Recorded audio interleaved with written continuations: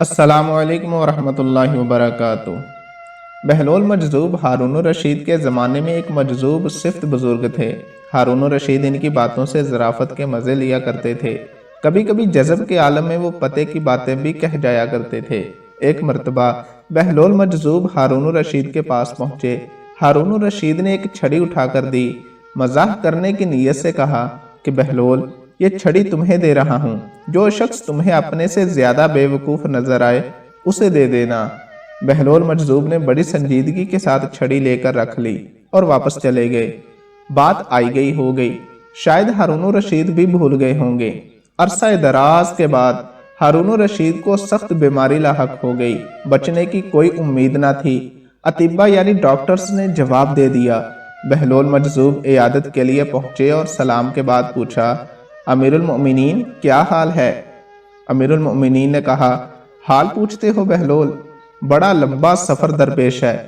کہاں کا سفر؟ جواب دیا، آخرت کا۔ بہلول نے سادگی سے پوچھا، واپسی کب ہوگی؟ جواب دیا، بہلول تم بھی عجیب آدمی ہو، بھلا آخرت کے سفر سے بھی کوئی واپس ہوا ہے؟ بہلول نے تعجب سے کہا، اچھا آپ واپس نہیں آئیں گے تو آپ نے کتنے حفاظتی دستے آگے روانہ کیے اور ساتھ ساتھ کون جائے گا؟ جواب دیا، آخرت کے سفر میں کوئی ساتھ نہیں جایا کرتا، خالی ہاتھ جا رہا ہوں۔ بہلول مجذوب بولا، اچھا اتنا لمبا سفر، کوئی معین و مددگار نہیں، پھر آپ یہ لیجئے۔